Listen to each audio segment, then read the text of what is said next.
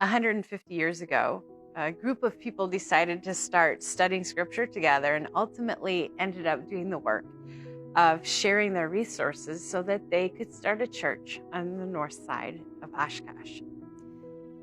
The people quickly outgrew the original wooden structure of the church and donated enough money to build the structure that is now our sanctuary. Through the generations, people have shared their resources, they have shared their faith, they have invited others to come to know God in this beautiful and holy space.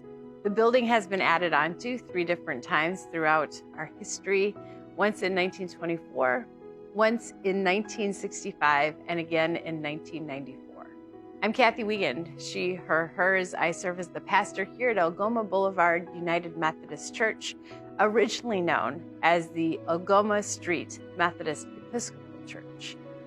All are welcome, and we're so glad to be giving you this tour today. We know a whole lot of reasons why this place is important to us. We have stories to share about when we've experienced God's presence with us here.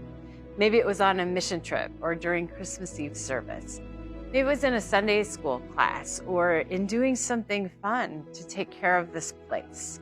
We know that there have been meals together, baptisms, weddings, funerals. All of life happens in this space, and all of us are connected to it in different and beautiful ways.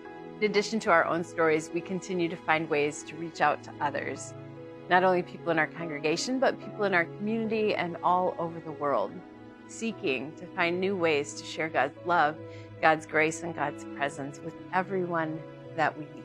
We do the work of launching new ministries in hopes that we can share the good news of Jesus Christ with more and more people so that we can do the work of building disciples of Jesus Christ.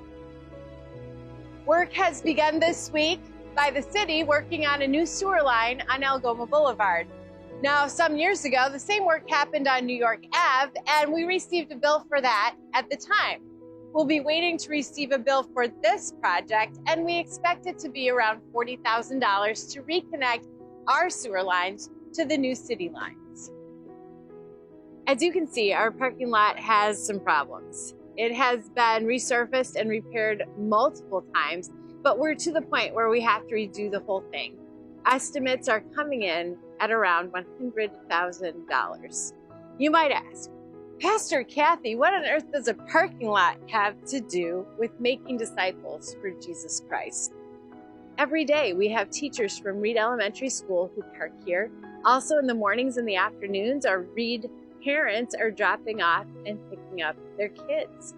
Beyond that, we rent some of our spaces to staff at UW Oshkosh. So there are lots of people who come into our parking lot, and it is their first experience of who we are as a congregation. Because of that, we want to make sure that this space is well taken care of, that there aren't any trip or safety hazards, and that it makes a good first impression on any who are coming here as part of a ministry we're doing, as part of an outreach we have in the community, or just part of being a good neighbor. Through the COVID shutdown, this lot has been used at times as our sanctuary.